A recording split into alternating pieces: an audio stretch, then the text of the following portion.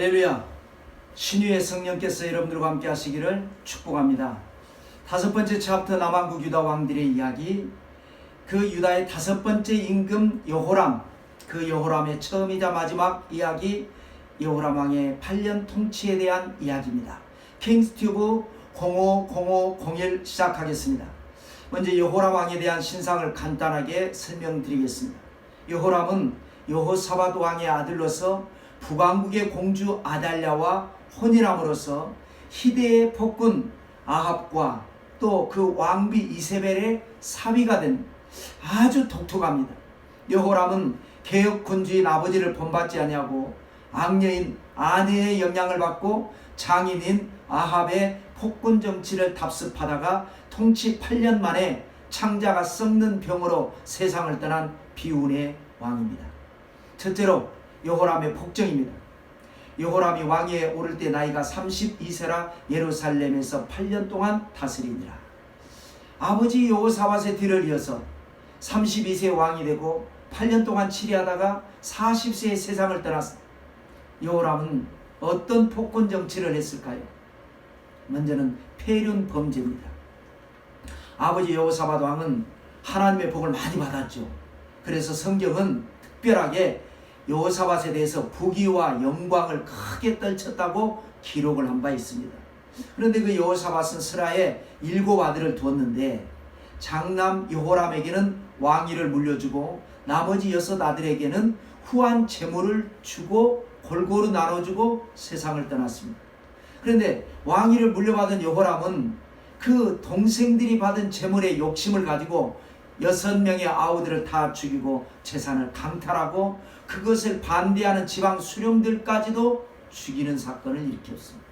여호람이 그의 아버지의 왕국을 다스리게 되어 세력을 얻은 후에 그의 모든 아우들과 이스라엘 방백들 중 몇 사람을 칼로 죽였더라. 이것이 바로 폐륜입니다. 폐륜은 인간으로서 마땅히 지켜야 할 도리를 지키지 않은 것을 말하죠. 그 다음에는 우상 숭배를 하죠. 여호람이 또 유다 여러 산에 산당을 세워 예루살렘 주민으로 음행하게 하고 또 유다를 미혹하게 하였으므로 조부와 선친 아사왕과 여호사밧이 개혁군주였는데 여호람은 왜 우상정치를 자행했을까요? 그가 아합의 집과 같이 하였으니 이는 아합의 딸이 그의 아내가 되었습니다. 아합의 딸 아달랴, 그 아달랴가 아내가 되었기 때문에 아달랴는 그의 어머니 이세벨을 빼닮은 악녀였습니다. 참으로 솔로몬의 잠언이 생각나지 않을 수 없습니다. 지혜로운 여인은 자기 집을 세우되 미련한 여인은 자기 손으로 그것을 허느니라. 자, 다윗의 언약을 볼까요? 끔찍한 악행을 저지른 여호람과 그 왕비 아달랴는 당장에 천벌을 받아 마땅합니다.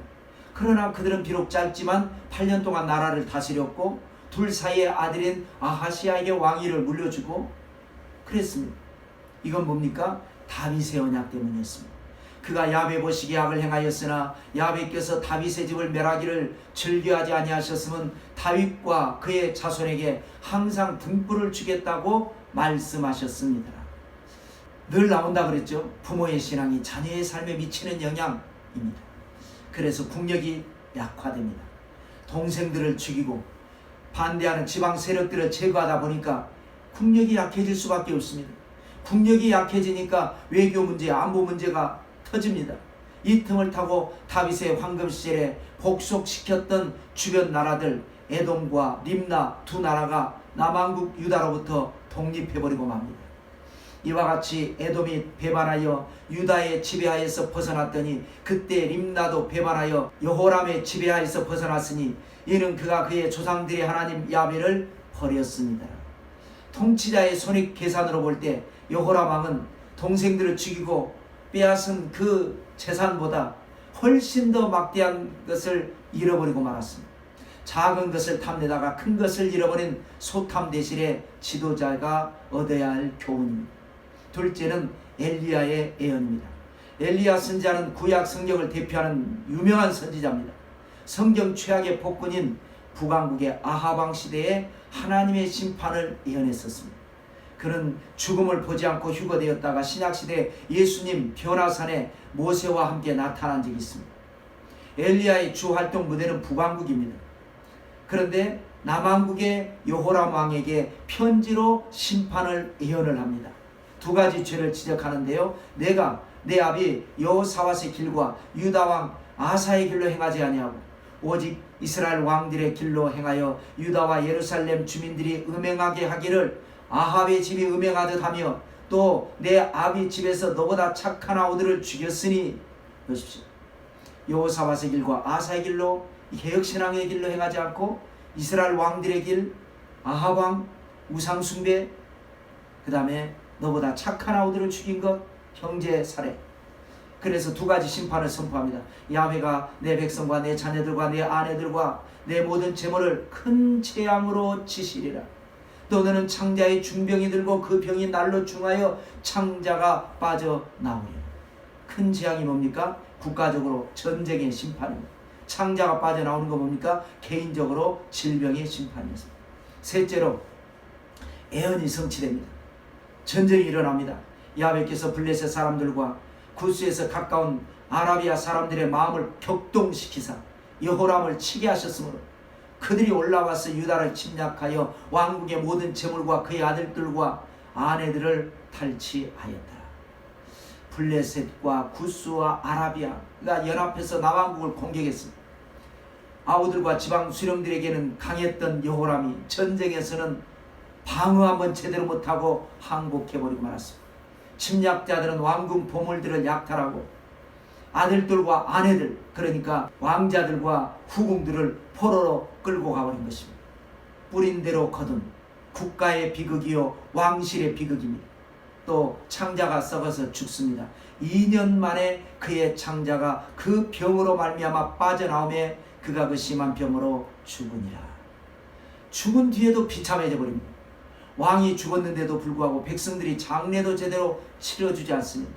백성이 그들의 조상들에게 분양하던 것 같이 그에게 분양하지 아니하였으며, 그리고 여호람 왕의 시신은 열왕의 묘실, 즉 오늘날로 말하면 국립묘지에 들어가지 못하고 진 안에 있는 선산에 매장되는 수모를 당하고 말았습니다. 무리가 그를 다윗성에 장사하였으나 열왕의 묘실에는 두지 아니하였다.